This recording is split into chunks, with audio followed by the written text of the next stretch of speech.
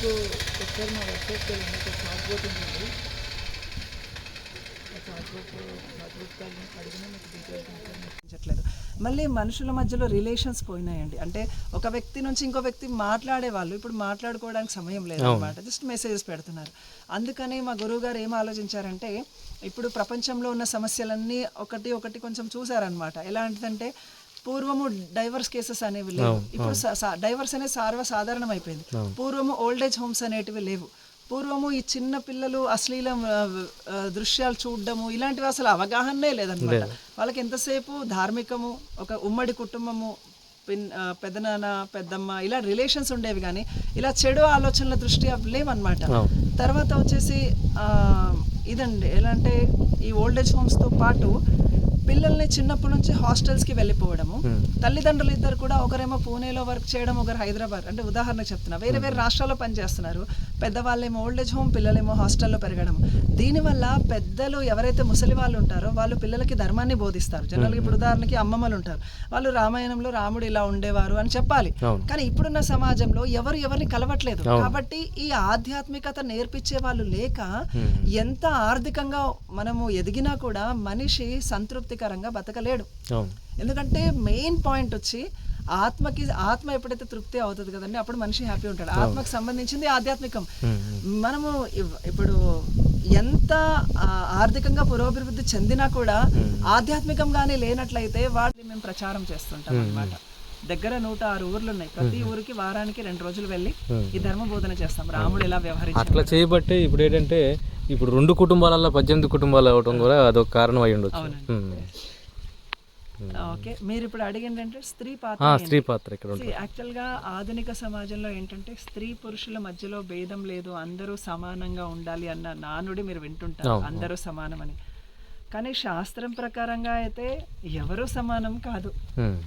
భగవంతుడు గొప్పవాడు, గురువు గొప్పవాడు, భర్త గొప్పవాడు, భార్య గొప్పది, అందరూ గొప్పవాళ్ళే. కానీ ఎవరెవరు వారి వారి స్థాయి ఉంటుంది. ఉదాహరణకి ఇక్కడ బయట వచ్చి హక్కుల గురించి పోరాడుతున్నారు. ఇక్కడ స్త్రీ తన ధర్మం తనది, పురుషుడు తన ధర్మం పురుషుడిది. ఉదాహరణకి భర్త తనకు ఓకే ఈ కుటుంబము నేను రక్షించాలి, ఈ కుటుంబాన్ని నేను పోషించాలి, కాబట్టి ఎన్ని కష్టమైన పడి కుటుంబాన్ని రక్షిస్తుంటాడు. ఈ కుటుంబంలో ఉన్న వ్యక్తులకి వాళ్ళ యొక్క ధార్మికత విషయాలు నేర్పియడం, పిల్లలకి సరైన పౌరుల్లాగా పెంచడం. ఉదాహరణకి శివాజీ వాళ్ళ తల్లి ఉన్నారు. శివాజీని ఎందుకు కంచు పాత్రల్లో మీకు తొందరగా వేడిగా అవుతాయి, తొందరగా కుకింగ్ అవుతుంది, మనకి హెల్త్ కోసం కూడా చాలా మంచిది.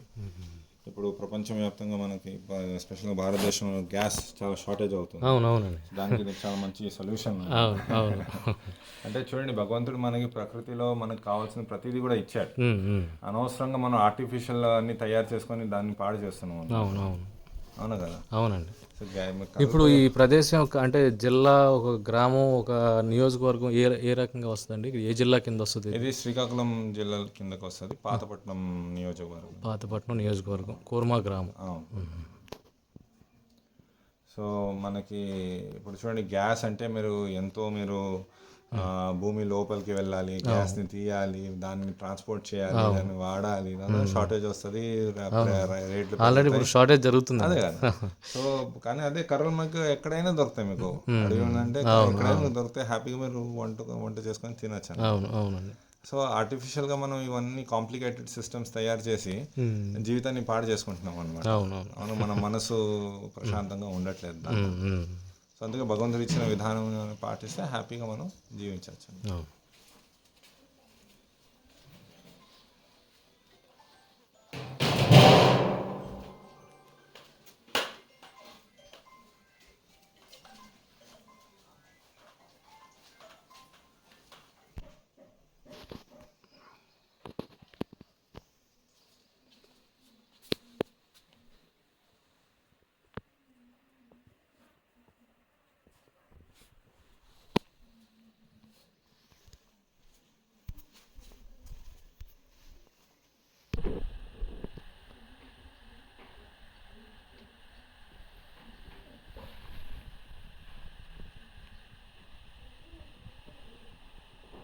కూడా మనం ఎలుకల్లాగా పరిగెడితే ఎందుకండి, ఇక రేపు పొద్దున్న లేవంగానే పరిగెత్తడం కాదు కదా. అవును. మానవ జన్మ పొందిన తర్వాత కొంచెం ప్రశాంతత ఉండాలి. ప్రశాంతత అంటే భగవంతుడు.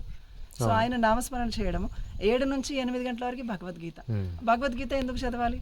ఇప్పుడు చూస్తున్నాం కదా, 1930కి ఫోన్ చేయండి, డ్రగ్స్ అడిక్ట్ అయితే వాళ్ళ క్రైమ్స్కి ఇక్కడ ఫోన్ చేయండి, అక్కడ ఫోన్ చేయండి అని చెప్తున్నారు. చిన్నప్పుడు ఈ భగవద్గీత నేర్పిస్తే పెద్దగా అయిన తర్వాత ఆ బిల్ బోర్డ్స్ అవసరం లేవు కదా. మరి ఎందుకు ఆలోచించట్లేదు? అందుకని భగవద్గీత అనేది ఇంట్రొడ్యూస్ చేయాలి. అందులో కృష్ణుడు చెప్తున్నాడు, కామరాగ వివర్జిత, అసలు ఈ కామము క్రోధము ఇవన్నీ ఎట్లా నియంత్రించుకోవాలి చెప్తున్నాడు. సో అది మన క్లాస్ ఉంటుందండి. తర్వాత ఉదయం 3 గంటల, సాయంత్రం 3 గంటలు వ్యవసాయం. ఇక్కడ అన్ని వృత్తులు చేస్తారండి. ఎలా అంటే బట్టలు నేయడము, కుండలు తయారు చేయడము, తర్వాత వ్యవసాయం చేయడము, ఆవుల్ని చూసుకోవడము, తర్వాత వచ్చి ఎడ్లతోటే మనం వ్యవసాయం చేయడము, ఎడ్లతోటే నూనెని తీయడము, గానుగ నూనె, ఎడ్లతోటే సున్నం తయారు చేసుకోవడం ప్లాస్టరింగ్ కి. సో ఈ ప్రకారంగా ఎడ్లని ఉపయోగిస్తాం. ఆవు ఇంకా మనకు తల్లి అన్నమాట. ఇక్కడ ఉన్నటువంటి భక్తులు, అటువంటి స్త్రీలు ఎవరైతే ఉన్నారో, ఇప్పుడు బయట సమాజానికి భిన్నంగా ఇక్కడ ఉన్నటువంటి వాతావరణం చూస్తున్నాం, వాళ్ళ పాత్ర ఎలా ఉంటుంది అనేది కూడా మీరు కొంచెం వివరించండి. ఓకే, మంచి ప్రశ్న అండి. సో ఈ ప్రకారంగా ఆవులు కూడా ఒక తల్లి పాత్ర పోషిస్తుంది ఇక్కడ మాకు, పాలు ఇవన్నీ ఇచ్చి. సో ఆవులు ఎడ్లు ఉన్నంత వరకు ఈ మానవ సమాజం ఏం కాదండి. కానీ పెట్రోల్ డీజిల్ ఉన్నంత వరకు రిస్కే. ఇప్పుడు ఆ పరిస్థితి చూస్తున్నారు కదా. అందుకే ఆవులు ఎడ్లని, చెట్లు, ప్రకృతిని రక్షించుకోవాలి. మనం బతకాలన్నా అవే కావాలి. ప్లాస్టిక్ ఫోన్లు అయితే తినలేము, ఏమన్నా అయితే అన్నమే కావాలి. ఆ అన్నం మొత్తం కెమికల్స్ ఉంటే ఏం తింటాం? సో ఫైనల్ గా మనిషి భూమి మీదకి రావాలండి, ఈ దేవతల్ని ఆరాధించడం ఇవన్నీ చేయాల్సిందే. నాస్తికులు అయితే మాత్రము హిరణ్యకశిపుడు హిరణ్యాక్షుల్లాగా అవుతుంది. సో మళ్ళీ సాయంత్రము 6:30కి సంధ్యా ఆరతి అవుతుందండి. 7 గంటలకి భాగవతం క్లాస్. భాగవతం క్లాస్ లో సమాజానికి జరిగే ప్రాబ్లమ్స్ కి సొల్యూషన్ ఉంటుంది.